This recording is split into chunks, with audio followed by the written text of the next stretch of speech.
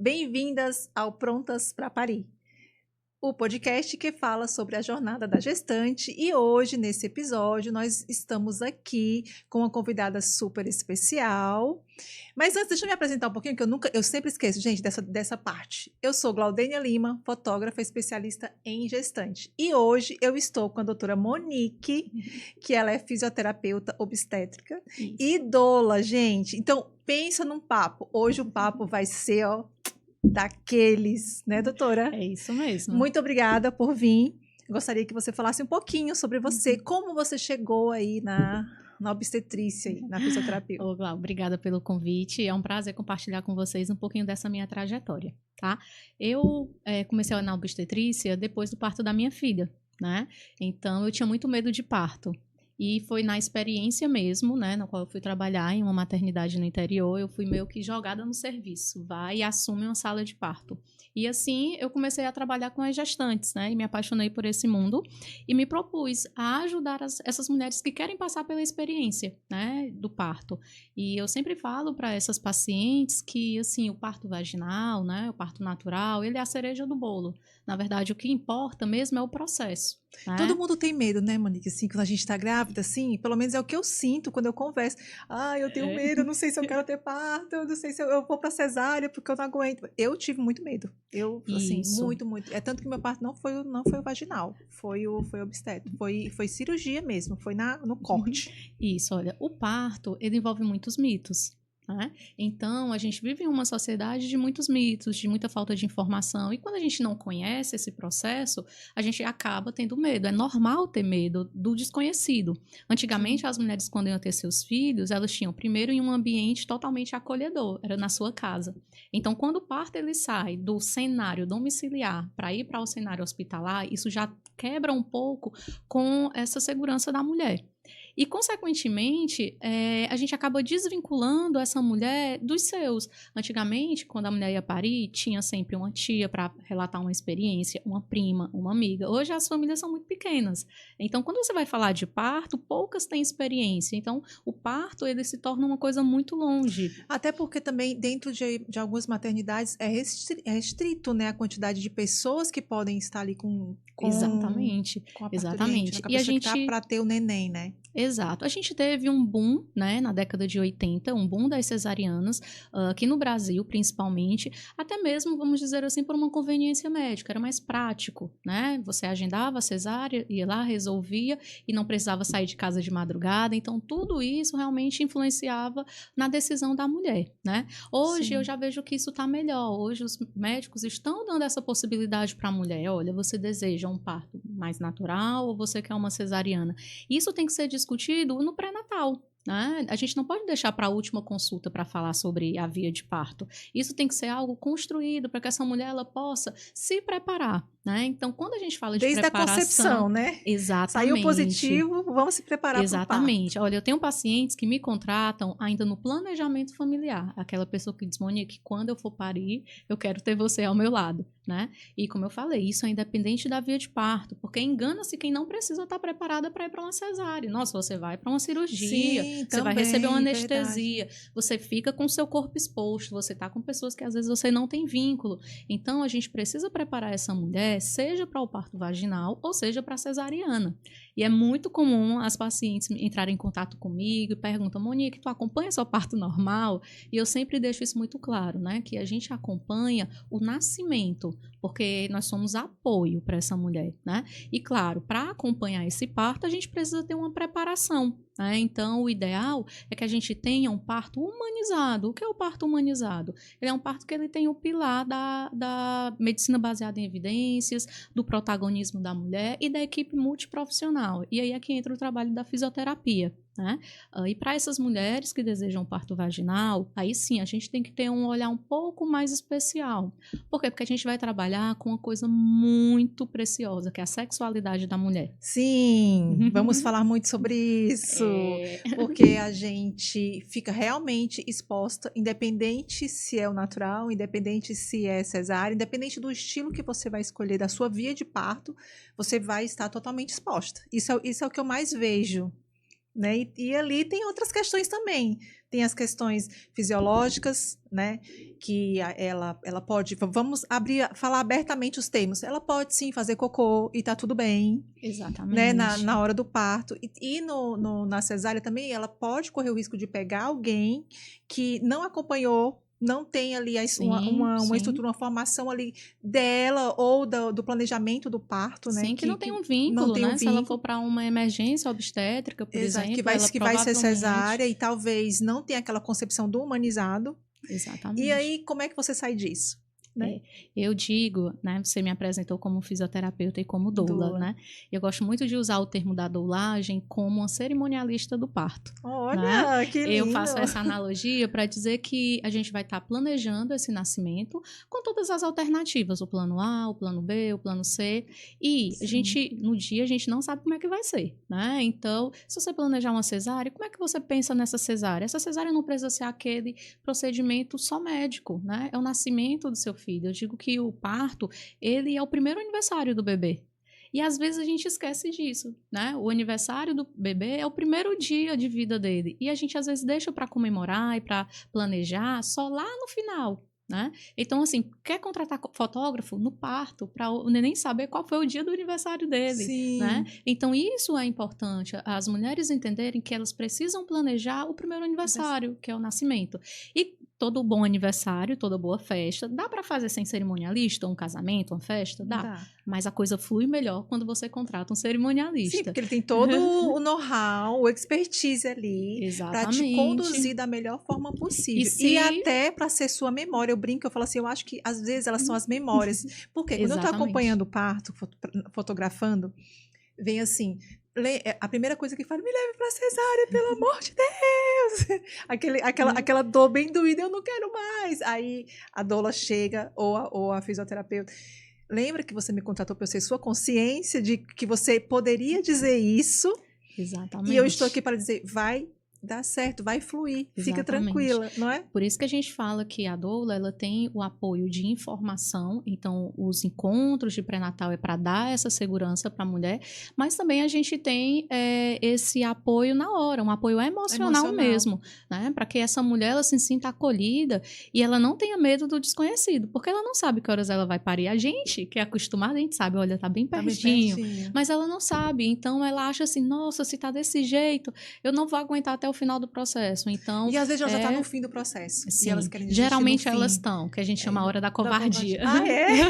A hora da covardia, né? É uma fase de transição, que é quando ela está terminando a dilatação e o neném vai descer pela pelve.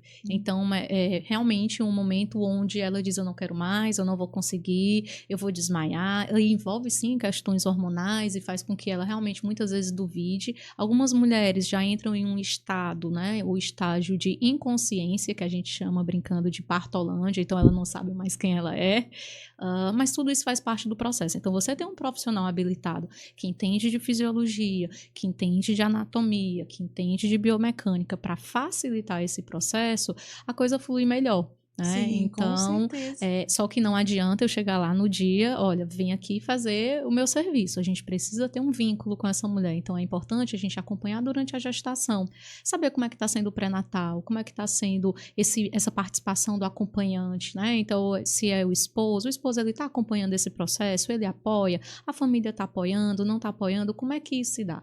É interessante que a gente brinca que as piores ou mais desafiadoras acompanhantes são as mães das parturientes. Por quê? Porque muitas delas passaram por violências obstétricas e aí na hora... Muitas, né? Muitas sem saber. E aí aquela coisa, se eu passei uma experiência ruim, eu não quero que a minha filha passe. E aí quando essa mulher que passou por essas violências, elas estão ali na figura de acompanhante, elas querem privar a mulher disso. Então elas, às vezes, né, não é por maldade, mas elas querem preservar a mulher. Então é importante essa consulta de pré-natal justamente para isso, para essa mulher entender até que ponto é protocolo, até que ponto é violência obstétrica, até que ponto vai acontecer, como você mesmo mencionou, né? A gente que trabalha com parto, a gente está acostumado com fezes, com urina, Sim. Nós estamos acostumados com os pelos.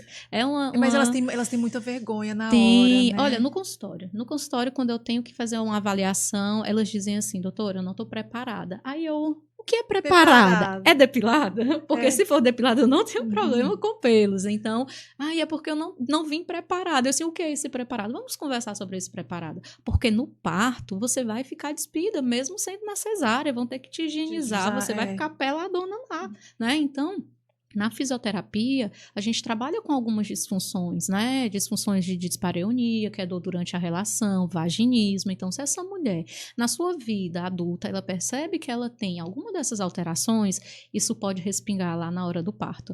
Então, a gente precisa tratar antes. Agora eu fiquei curiosa. Fale-me mais desse vaginismo. Ai, vamos lá. Vamos lá. Me dê aí um gostinho aí do que... Agora que a audiência sobe.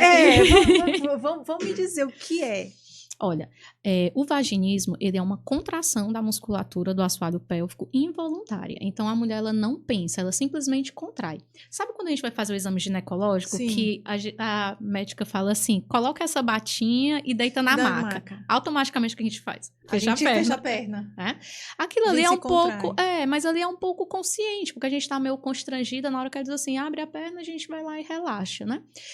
Às vezes até elas falam, né? Assim, relaxa, é meio constrangedor, mas a gente acaba conseguindo. Quem tem o vaginismo, como é uma contração involuntária, às vezes ela nem percebe que ela está fazendo essa contração. E o músculo você não sente. Contrai. Então, a maioria não sabe que está contraindo.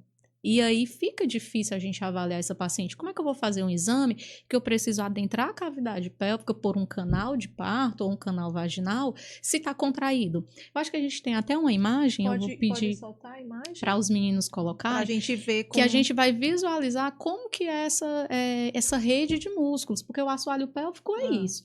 A gente é acostumado... Bem-vindos! Este é o assoalho pélvico. Né? Prazer! Geralmente, a gente entende isso aqui, né? Se fala Sim. muito e a gente reconhece, às vezes, esse desenho da pelve. E a gente tem que entender que esse músculo, esse osso, ele não é vazado assim, não. Senão, tudo ia cair. O útero ia cair, a bexiga ia cair, o ânus ia cair. Então, ele não é vazado, ele não é assim, esse buraquinho oco. Ele tem uma rede de músculos. Essa rede de músculos são esses pontos em vermelho, que é o assoalho pélvico. Então, todos esses músculos, eles vão formando como se fosse um assoalho mesmo, como se fosse um piso para sustentar os órgãos pélvicos, no caso o útero, a bexiga e o reto. E no caso do vaginismo, o que é que acontece? Esses músculos, eles se contraem de forma involuntária, fechando as passagens. Então, a mulher ela não consegue, muitas vezes, ter relação sexual, porque o canal vaginal ele fica muito contraído, muito fechado. Consequentemente, essa mulher ela vai sentir o quê? Dor. E ela pode saber disso antes? Como é que ela pode descobrir isso? Existe? Consulta. Só consulta. Tá? O ideal é que se faça essa consulta, né, no momento da parte da ginecologia. Geralmente os obstetras, ginecologistas, eles perguntam se essa mulher tem ou não dor durante a relação, né? E essa mulher precisa também se perceber de que tudo é educação. Então, cada vez mais, né, podcast, até mesmo rodas de conversa, sensibilização nas escolas, é importante para se conhecer, para saber por que o xixi não está saindo com tanta facilidade. Será que é uma musculatura tão apertada que prende ali em cima, que é o canal da uretra? Aí vocês fazem exercício para que volte? Relaxe. Para que relaxe então, essa musculatura. Isso. Vamos dizer que o vaginismo é como se fosse uma musculatura estressada o tempo todo. Se a gente palpar aqui, a gente não sente isso aqui às vezes duro quando a gente está estressado. Às vezes a gente encontra esses pontos de tensão em todos esses músculos. Quando eu estou fazendo a avaliação da minha paciente, que eu faço um toque vaginal, eu vou palpando e sinto esses pontos de tensão. E aí a gente precisa relaxar. E como eu falei, não é só para o parto principalmente, porque o bebê vai passar e aí essa musculatura ela precisa fazer uma elasticidade. Então, no caso, se essa mulher ela já vem apresentando, né, durante a sua vida sexual, olha, eu tenho dificuldade de ter relações sexuais, eu sinto dor durante relações sexuais, ou eu não consigo. Eu tenho uma paciente em tratamento que ela é casada e ela nunca conseguiu ter uma relação sexual com penetração. Porque a musculatura, de fato, ela é muito rígida. Então, a gente trabalha na fisioterapia para poder fazer o quê? Esse relaxamento e ela conseguir ter o seu intercurso sexual sem dor e com qualidade, né? Existem outras alterações pélvicas que também podem estar influenciando. E na gestação, isso se torna muito aguçado. Por quê? Porque além das mudanças fisiológicas... Sim, vamos falar sobre isso. A gente muda muito tudo, né? Não é só fisiológica, mental, tudo na gente muda. Imagina essa parte aí.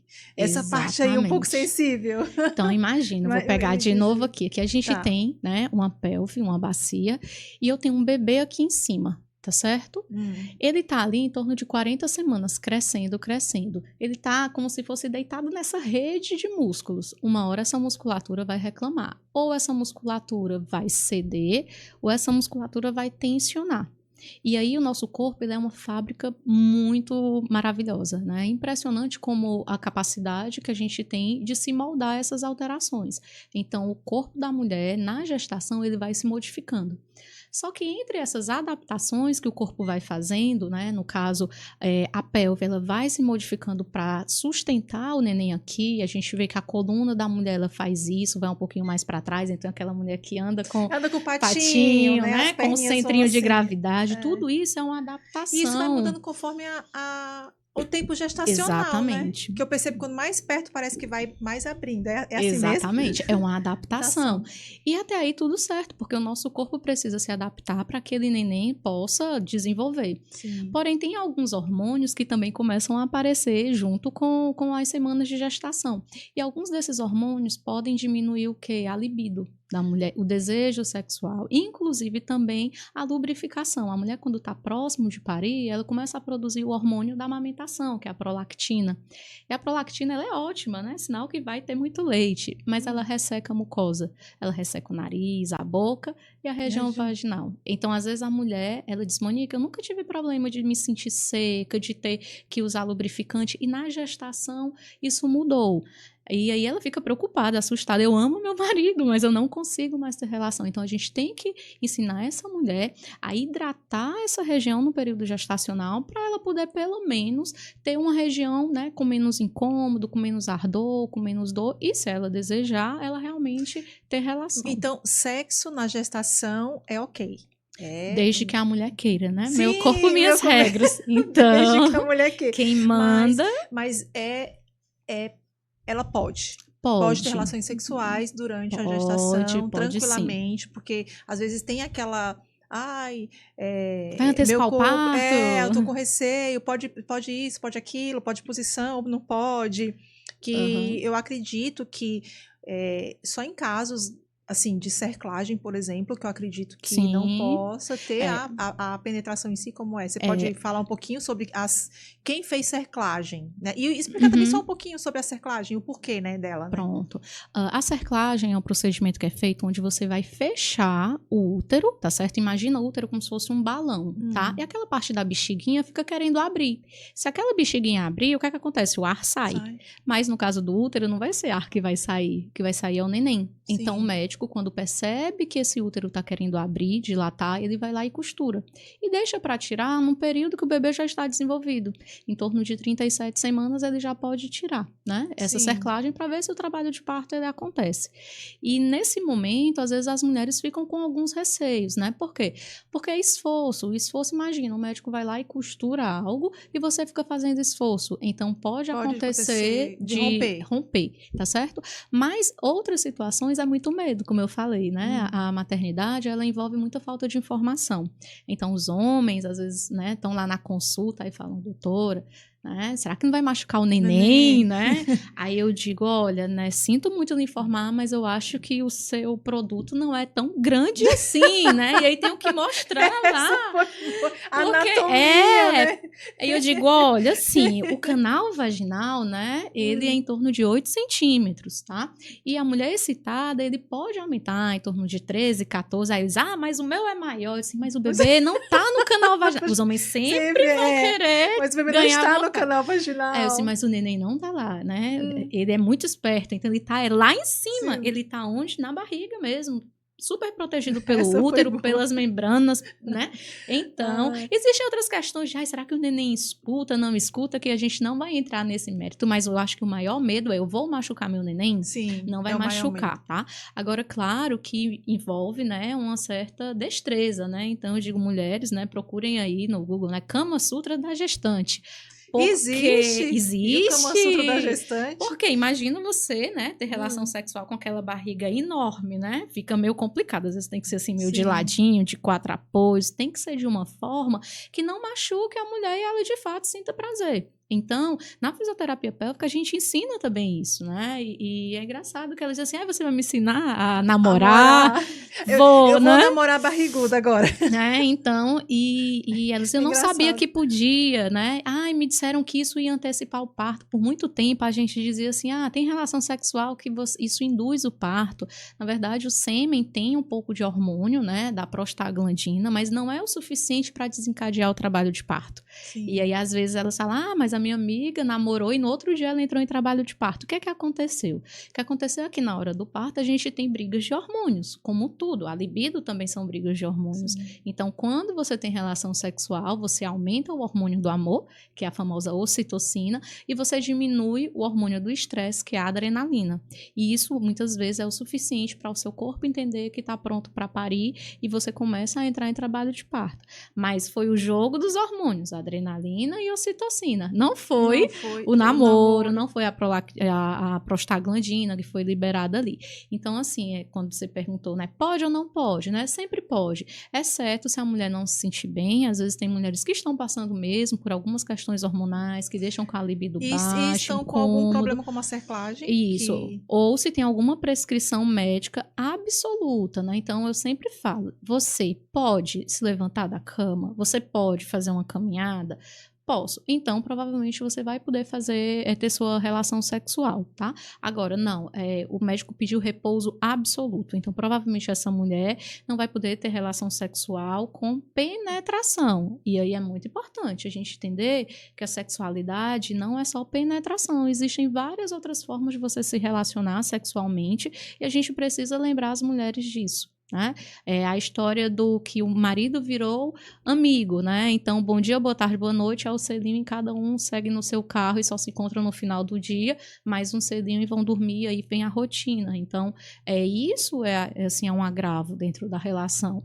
E aí elas acham que, eu tô tendo frequência sexual de uma vez no mês, né? E por que você não tem todo dia alguma experiência sexual?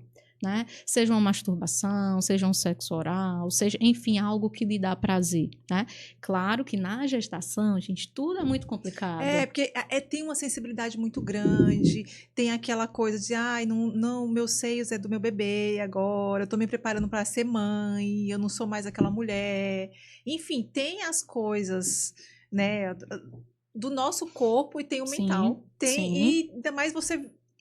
Elas chegam assim no estúdio, Glau, eu tô me sentindo tão feia, não sei por que eu marquei essas fotos. Eu acho que... Ou então elas dizem assim, eu marquei essas fotos porque eu tô me sentindo muito feia, eu queria me sentir melhor. Aí, ainda bem que eu vim fazer. Aí outras dizem assim, meu Deus, as que chegam, né? Glau, eu tô me sentindo tão feia. Não sei... Aí quando eu mostro ela, meu Deus, ainda bem que eu vim fazer. Eu falei, tá vendo? Aí outras é o marido que fica estimulando. Então, assim, a gente tem de tudo. Tem de tudo, porque nós somos seres humanos, mulheres, cada uma com a sua particularidade, cada uma do seu jeito. E eu acho isso lindo, que bom, né? Que a gente tem essa diversidade. E as mulheres e que a gente pode ter esse apoio de profissionais para nos ajudar, né? Uma das consultas que eu faço, né? Eu pergunto assim, o que é que você faz para hidratar a sua região vaginal? As pessoas, hidratar a região vaginal? Pra que isso? Se você nunca hidratou, pois você percebeu se na gestação tá diferente? Eu percebi que às vezes fica ardendo um pouco mais, tá um pouquinho mais ressecada. Aí eu sempre dou o exemplo da maquiagem. Eu sempre gosto de dar exemplos para que esses pacientes entendam, né? Eu digo, se você todo dia não prepara a tua pele, se você não faz um skincare, se você não prepara esse rosto, no dia que você for para um casamento, que você fizer uma maquiagem, não vai ficar tão bacana a tua maquiagem. Provavelmente pode ser o melhor produto, mas vai ficar estranho. E da mesma forma é preparar a região vaginal, seja para a relação sexual ou seja para o parto. Você prepara? Você usa algum hidratante, né? E aí muitas falam... Desculpa, só lhe interromper um pouquinho. Pessoal, eu já ouvi dizer que não pode lavar, passar sabonete, essas coisas. É verdade isso, porque aí entra os hidratantes. Exatamente, olha. Dá para fazer. Como eu falei, o nosso corpo ele é uma máquina muito perfeita. Tá. Então, o menos é mais. A gente não pode estar desregulando o pH vaginal, por exemplo, tá certo? Então, eu tenho que usar produtos adaptados para aquela região. E no caso da gestante também. Tem um produto específico para gestante exatamente. usar? E tem um que eu vou já deixar aqui uma dica, tá? Que é o produto mais natural, mais biocompatível que a gente tem, que é justamente o óleo de coco. É tão simples, né? Aquele óleo de coco que a gente compra no mercado, mas o extra virgem, o extra virgem, tá? Então, ele é um óleo que pode ser utilizado toda noite. Então, toda noite você pode utilizar na região vaginal, tá certo? Na parte externa, não precisa introduzir nada, né? Porque a mucosa ali vai estar absorvendo e vai estar hidratando. Melhor do que alguns hidratantes à base de água ou de petróleo. Então, uma das dicas que eu dou é essa: você faz o seu blend. O que é o blend, né? O blend é uma mistura, né? Então, você vai misturar óleos, né? Óleos essenciais, junto com o óleo de coco. E aí, essa união é perfeita para aumentar a libido, para hidratar a região vaginal, né? Então, um blend bom para essa região é a gente misturar o óleo de coco com o óleo de ylang-ylang, né? Que é uma planta que a gente consegue ter um efeito que regula os hormônios femininos e pode ser usado na gestação. Então, eu pego 10 ml, anota aí, 10 vamos ml. Lá, gente. Agora papel e caneta na mão.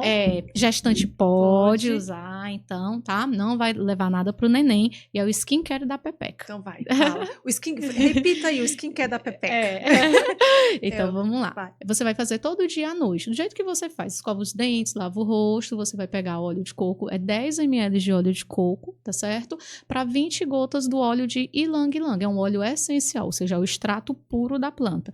Você mistura, tá certo? E toda noite você vai utilizando um pouco e hidratando. Como se você fizesse uma hidratação no rosto, você coloca o óleo de coco na mão e passa na região íntima. E vai dormir. Deixa no banheiro, deixa em geladeira, pode deixar em temperatura ambiente, tá? Se a sua casa for muito fria, provavelmente, né, às vezes coloca ali no ar-condicionado, você vai perceber que ele fica um pouquinho mais congeladinho, mas logo com a temperatura do corpo ele dissolve. Ah, tá? Certo.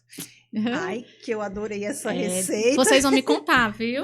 Deu certo, não deu, regulou os hormônios, né? E também a gente usa isso no final da gestação para poder ajudar a mulher a fazer a massagem perineal, que é um procedimento para quem deseja o parto vaginal, para evitar que essas musculaturas elas possam ser rasgadas durante o parto. Né? Então, a gente ensina hoje o que tem de melhor evidência é fazer com que essa mulher tenha massagens no períneo.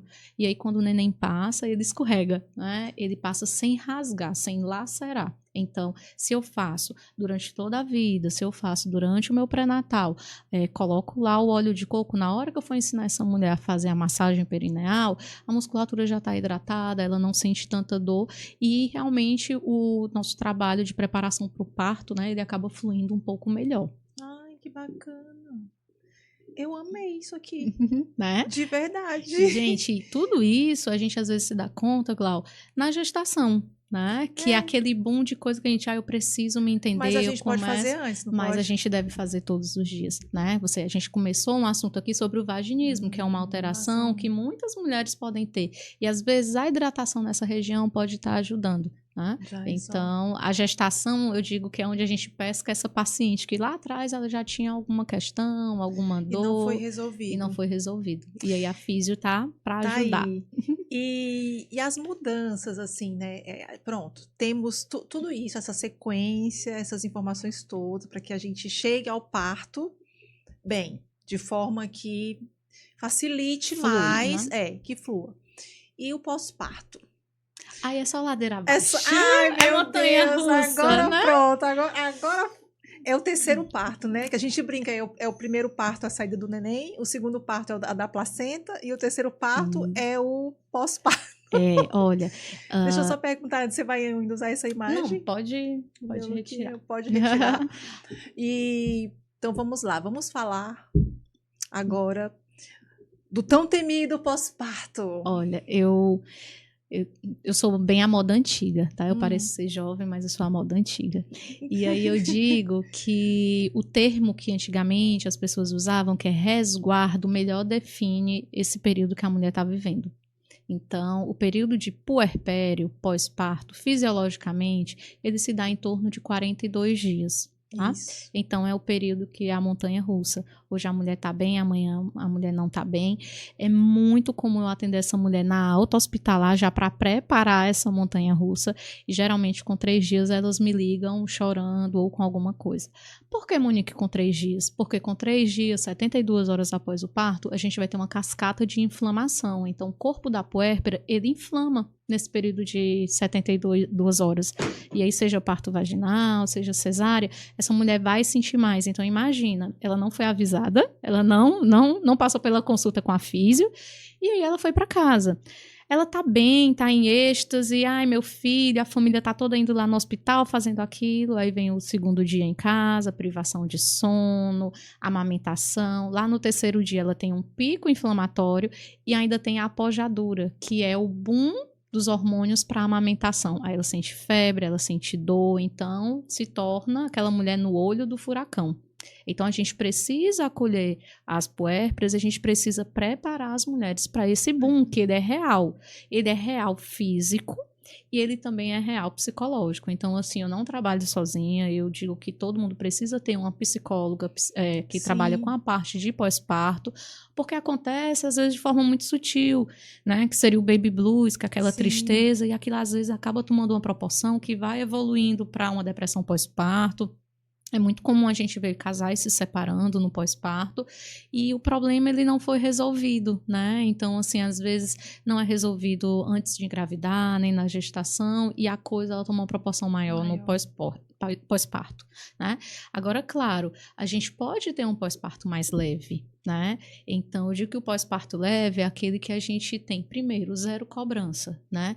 A informação, ela é muito importante, mas informação é excesso, pode ser perigosa. É porque a gente fica ouvindo um, ouvindo o outro, ouvindo um, ouvindo... A gente não filtra a fonte da informação. Você sai ouvindo qualquer coisa. E aí, junta com a insegurança. Eu tô aqui com o bebê, tá? Não, mas a minha prima disse que ela fez isso e deu certo. Aí a minha sogra disse que não faça isso, porque senão ele vai rejeitar o peito. Aí eu li que não pode dar chupeta, porque senão o bebê não vai querer mais mamar.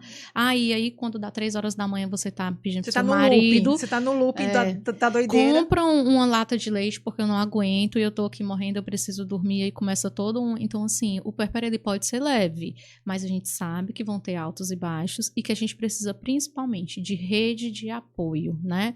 Se você está numa cidade, como eu recebi vários pacientes que são, né, de fora, e aí tá, olha, eu vim transferida com meu esposo e só sou eu e ele, né? Tem que contratar profissionais, né? Tem que ter uma pessoa, tem que ter uma consultora de amamentação, tem que ter um fisioterapeuta de pós-parto imediato, tem que ter uma enfermeira obstétrica, porque a gente não dá conta sozinha. E aí eu venho falando daquilo, resguardo. Lembra da cena quando as mulheres tinham neném antigamente? Sim. Vinha uma com a sopinha, vinha outra com o suquinho, tinha outra, nem levantava, né? Tinha outra que ficava, a minha avó dizia assim, minha filha, quebre tudo, menos seu resguardo, né? Era isso mesmo, não pode quebrar o resguardo, né? Não quebre o resguardo.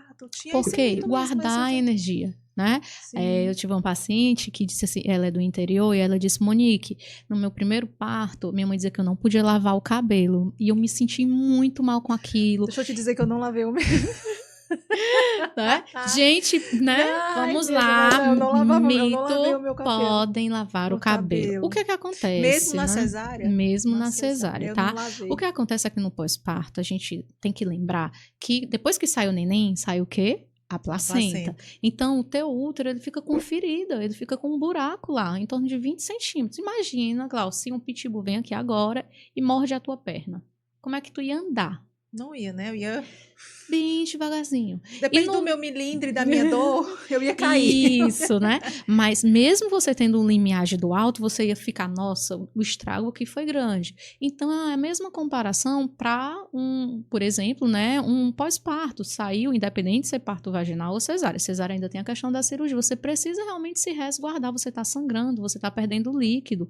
E aí, no caso, né, se a gente acha que isso é muito simples, não é. Isso vai envolver gasto energético para essa mulher, e por isso que é importante ter a rede de apoio. Então, isso vale, Monique, também tanto para o parto normal como para o parto cesárea, com né? certeza. Porque às vezes a gente acha que fez um parto normal, não, eu estou bem, eu estou ótima. Não, calma lá. Exatamente. Né? E aí, por que não se dizia, só pra gente finalizar, né, do Sim, mito? do mito. Por que, Monique, então, que se dizia que não podia lavar o cabelo?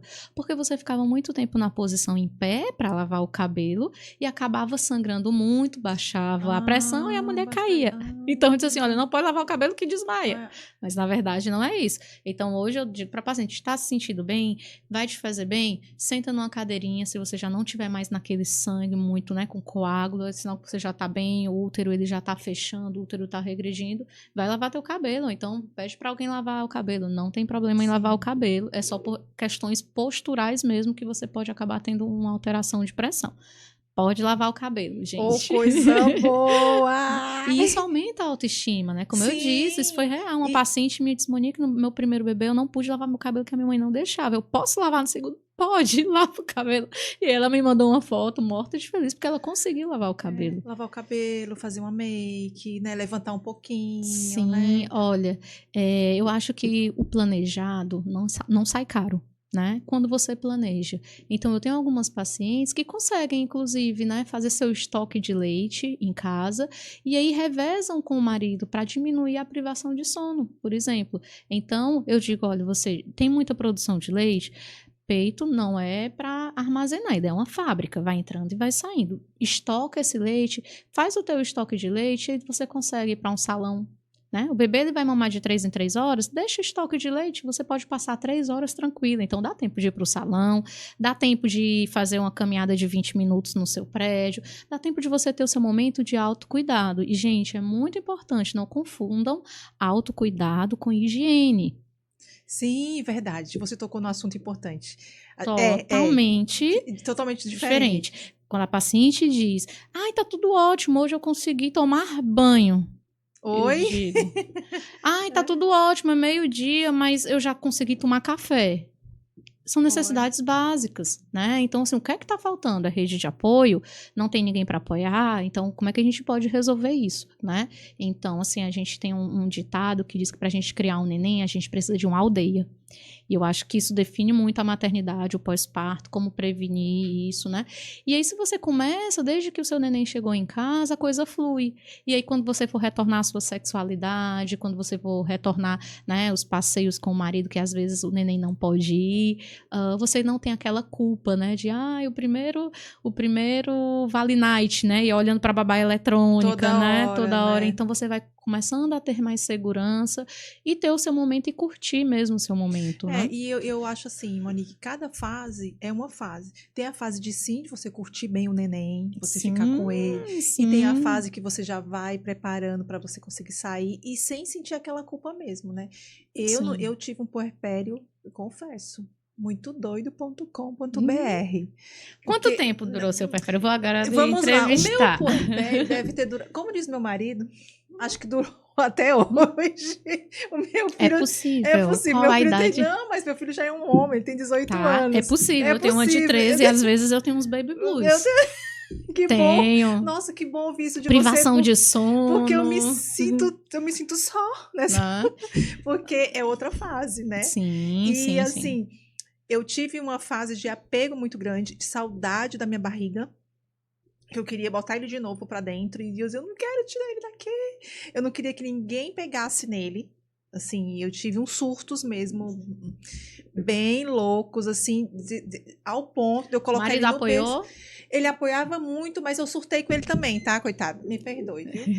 e eles precisam entender, entendendo esses sinais, eles conseguirem acionar profissionais que realmente precisam, sabe? Essa questão do puerpério, né? A gente já tem alguns estudos que mostram que psicologicamente, ele é por pelo menos 2 anos. E claro, aí a gente pode levar, eu tô com 13 anos, e como eu falei, né, uma vez por outra vem algumas questões, vem às vezes aquela coisa de ir lá na cama pra ver se tá respirando, né? Então, assim, gente, a maternidade, eu às vezes defino como um jogo de videogame, né? Cada fase é mais difícil. Só que a gente vai ganhando vidas, né? E vai ganhando experiência. E a gente não pode levar para a próxima fase a nossa experiência da fase anterior, porque não rola. Exatamente. Não rola. E não é tão ruim assim, né? Porque senão a gente não tinha 2, 3, né? E contando. Né? Eu parei no 1. Uhum. Então ainda tá no puerpério. Eu acho que o meu puerpério é até hoje, como ele brinca comigo, você é direto, você continua, ai meu Deus, mas quando eu passo no quarto, que eu vejo aquele homem daquele tamanho, daquela cama, eu digo, fala, meu Deus do céu, parece que foi ontem que ele nasceu. E eu tive uma rede de apoio, minha mãe, enfermeira obstetra. Não, enfermeira neonatal, na verdade. Sabia tudo de neném? Sabia tudo de neném. E eu surtei com ela também. Sim, porque sim. Gente, como é que pode e tal? E isso foi durando. Na hora de trabalhar foi super complicado também, que é outra etapa. Sim. Mas ainda bem que a gente sabe hoje, sente, assume e vai procurar ajuda para que você possa sair disso. Porque é possível sair, né, Monique? Isso, por isso que eu falei da rede de apoio, porque às vezes tem mulheres que não vão ter essa consciência. Isso. Né? Então, tem mulheres que entram nesse estado de tristeza, que elas olham e dizem assim, meu filho tá ótimo, eu amo, mas eu não estou feliz. Cadê essa maternidade que eu achava que ia nascer? Eu lembro a minha filha quando nasceu, né? E ela era um bebê arco-íris. O que é um bebê arco-íris, né? Um bebê que vem após uma perda gestacional. Então, eu tive uma perda, com 1 ano ela veio. Então, era um bebê muito desejada. Mas quando eu olhei, aí eu disse, cadê aquele amor? Eu pensava que era plim! Aí eu achei ela feia e aí me senti culpada porque eu disse, ai gente, o narizinho dela meio achatado e... Enfim, e eu não entendia porque que o amor não... Hoje eu entendo que o amor, ele é uma construção, né? E aí, quando veio a segunda, eu disse, como é que eu agora... Aí eu já amava demais a primeira, como é que agora eu vou amar essa segunda? Eu não vou... Aí a minha obstetra disse... A gente vem na culpa direto, né? E a minha obstetra disse, Monique, você não vai precisar dividir o amor, porque o amor multiplica. Então, assim, a gente sempre tá realmente, né, com essa culpa, mas hoje a gente tem cada vez mais colocado isso, né, para as redes, para a informação, que assim, procure ajuda. E a rede de apoio é muito importante, né? Porque se a mulher, ela tá se afundando, por exemplo, em uma depressão pós-parto, alguém vai precisar tirar você de lá. Você vai às vezes não consegue. Identificar isso, né? Exatamente. E trazer ela de volta. E às vezes isso começa com o seu autocuidado. Né? É aquela coisa da mulher, por isso que a revisão de parto é tão importante, né? A mulher, ela pode estar ótima, mas por que é tão importante ela ir lá no ginecologista fazer essa revisão de parto? Essa revisão de parto foi ótimo você tocar nesse assunto, porque também a gente fica com aquela sensação, porque a barriga já saiu. Você fala, parece que não pariu. Sua barriga tá ali. Você fala, e agora? Vocês também ajudam nisso, né? Olha... Fazer o meu merchandise aqui. Faz. Gente, hoje a gente não usa mais cinta, tá certo? Por quê? Porque a cinta depois foi visto com os estudos que ela pressiona muito o abdômen. Então, a gente precisava ter algo para colocar no abdômen dessa mulher para dar uma segurança, dar uma sustentação, mas que não prejudicasse. E aí, surgiu essas bandagens elásticas, que o nome é taping, que a gente coloca no abdômen da paciente, tá certo? E essa mulher se sente mais segura, tá? Ela prende, né? Exatamente, a gente corta, tá certo? E aí vai colocando sobre o abdômen dessa mulher. Então eu faço uma faixa com essas fitas, tá? E aí é uma expectativa muito grande quando eu vou fazer, às vezes, né? Tem as piadinhas, aí falando assim, mas isso vai emagrecer? Porque parece que ela ainda tá com o bebê. Porque assim, a sensação de quando eu tive o meu era que minha barriga estava lá, e na minha época, porque 18 anos atrás, uma cinta, e eu não usei, eu só usei na... Aí vem a culpa, né? Aí eu falei, será que foi porque eu não usei? E tal. Mas enfim, eu não conseguia, porque me sufocava muito. Isso. E aí, nesse sentido da cobrança pelo corpo real, uma vez eu falei assim, gente, quando a mulher ela vai para o hospital ganhar bebê, né, ela não vai para fazer uma lipo.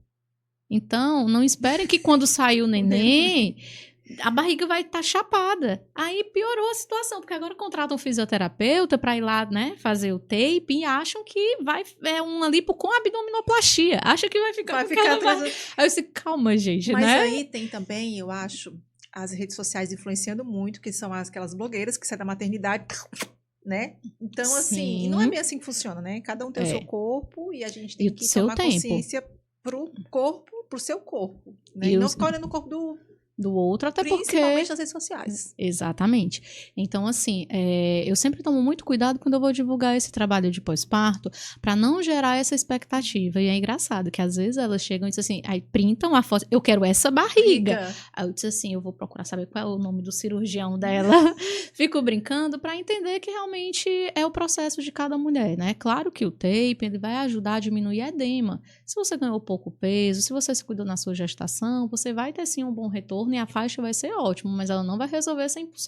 Então, se você ganhou 30 quilos na gestação, dificilmente ali é só líquido, então não vou conseguir drenar só com as faixas.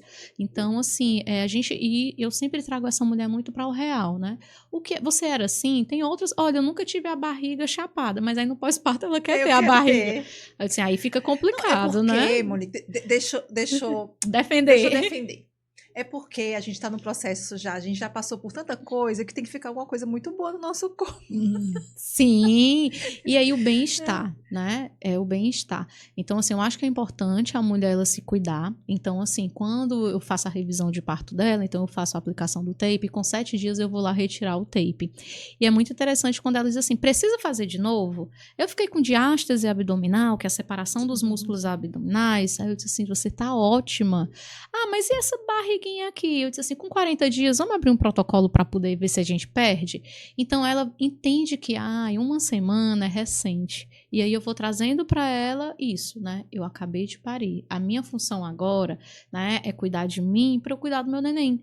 E isso a gente às vezes tem que colocar para a mulher assim, calma. A questão da vaidade é importante, do autocuidado. Tem mulheres que eu atendo muitas pacientes que trabalham com as mídias sociais, elas precisam estar bem, né? E aí às vezes eu vou fazer o atendimento, calma que eu vou pegar assim, calma, vamos fazer assim, deixa eu te atender. Eu vou fazer todo o meu trabalho. E depois você faz todas as imagens, porque senão elas ficam preocupadas em filmar como é a técnica, o que é que eu tô fazendo. Eu disse, calma, agora você vai colocar a blogueira de lado e eu vou lhe atender. Eu preciso te olhar como mãe, como mulher, qual é a tua necessidade, né? E aí, às vezes, elas choram, né? Porque elas estão acostumadas a isso, a ter que estar sempre ali em evidência, mostrando que estão bem. E aí, quando eu começo a falar, desliga a câmera, tá tudo difícil, não era isso que eu queria. E tá tudo bem, né, Monique? Porque tá essa tudo é a bem, fase delas, né? E aí a gente vai conversando e olha, né? É isso. Eu recentemente atendi uma que tava chorando porque precisou da fórmula pro neném. Aí eu disse assim, seu bebê tava desidratado, ele não tava fazendo xixi. Você ia ter que internar com o seu neném. Então, foi bem-vinda a fórmula, né? Daqui a pouco ele vai voltar para a amamentação 100%, né? Amamentação materna. Então, assim, a gente precisa tomar cuidado com esses exemplos, entender que pessoas têm esse biotipo. Tem pessoas que fisiologicamente são magras, têm uma consistência, são mais estreitas. E se você não tem isso, você vai ter que ter um pouquinho mais de paciência, né? Depois a gente corre atrás do prejuízo.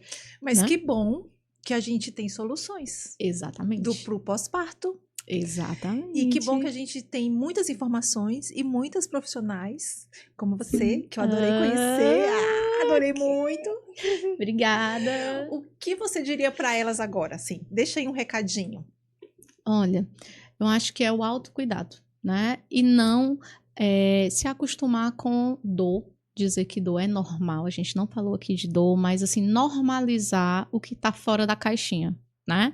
Como a gente falou sobre a questão da libido, não tenho libido, não é normal, tá certo? Tá 0, nem 100% o tempo todo. Então, não normalizem o que você acha que não tá dentro da sua caixinha, né? Monique, eu sempre tive uma libido muito elevada e agora tá muito baixa, vamos procurar ajuda.